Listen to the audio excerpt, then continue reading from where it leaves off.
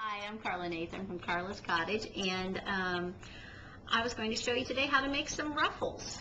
If you're making a tag, it's nice to finish the edges with a ruffle, and I use sheet music quite often. Sometimes I use old paper. You know, this is something from cutting a tag out here a minute ago, and that little strip that's left over, you hate to waste, so that would make a pretty good ruffle. The reason I know this would make a pretty good ruffle is this isn't a real fragile piece of paper. Some old papers you just don't want to mess with that way because they'll crumble or they'll tear. This ledger paper is also a good texture and would do very well.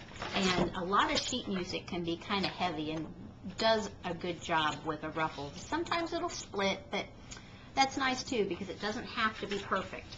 You probably don't want to use wallpaper.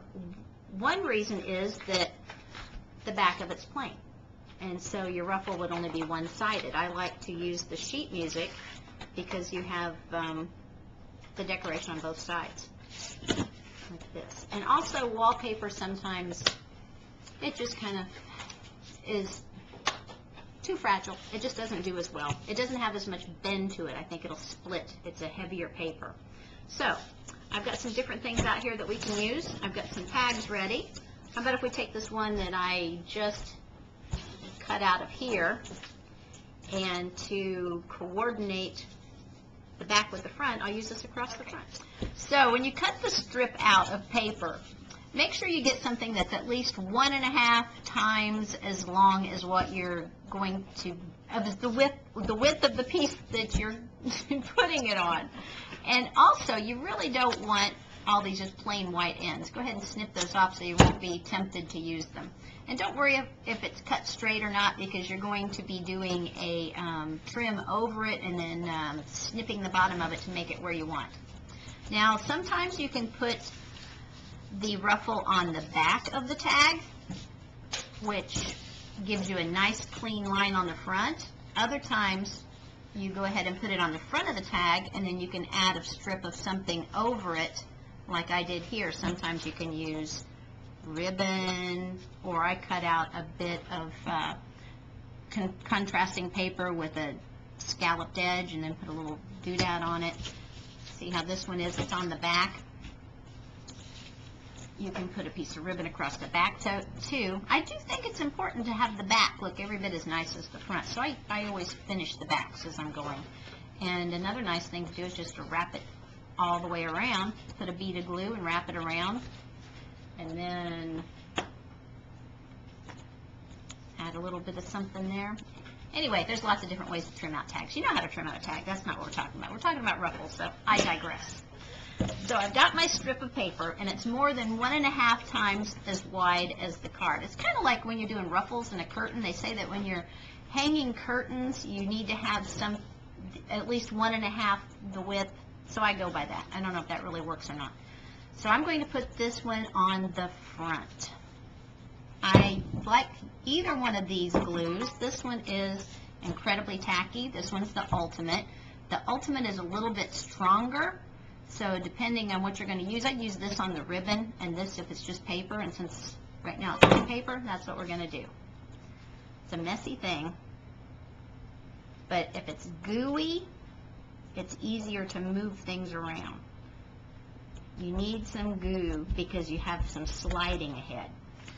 So you put a bead across the bottom of the tag where you want the ruffle, and I'm going to go with the edge of the paper where it's white, because there's going to be a ribbon or something, as we discussed, across the top later.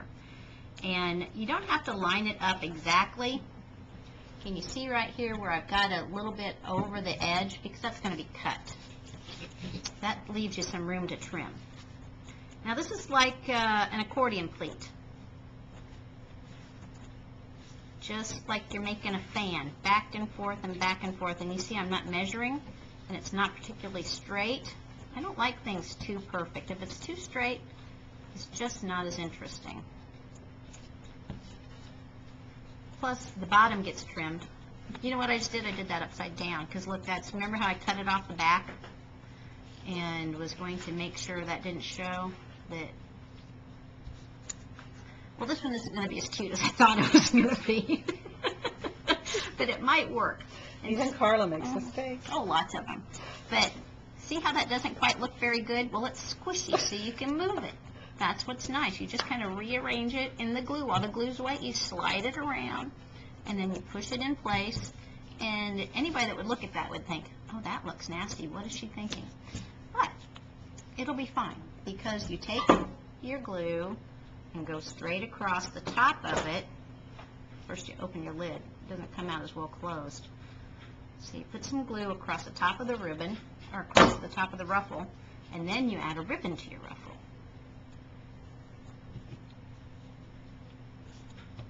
And you want to hold it up and look to judge with the back of the tag to make sure it's straight, because it's hard to tell with the crooked ribbon or the crooked ruffle. I keep saying that, don't I?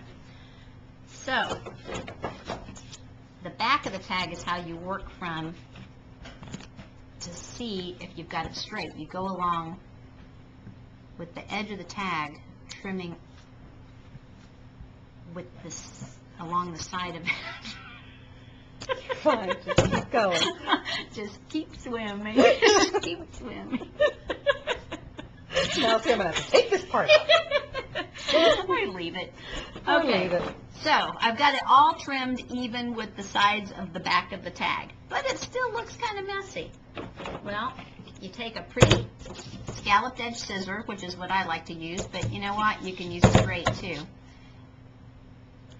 But I think the scallop, especially with a flowery wallpaper, I think it's just pretty. And you trim it in a nice little arc, straight on the bottom and curved up the side. And there you go. Now if you want to do yet another step to make it even prettier, I'm going to get that a little bit straighter. You can go back in, snip a little bit more off if you need to. Like I said, it doesn't have to be perfect, but it needs to be better than that. There, that's better. It just keeps getting shorter and shorter. But you know what? That's how it happens. Sometimes they do. So, after you've got it trimmed, what I like to do is take a little pigment pad, a little stamp block, and just go over the edges gently. And sometimes even softly across the ruffles. See how that makes the ruffles stand out a little bit more? On the back too. There you go. And you can finish embellishing your tag. Add a little bit of flowers, some buttons, anything like that to the ribbon. That's it. Thank you.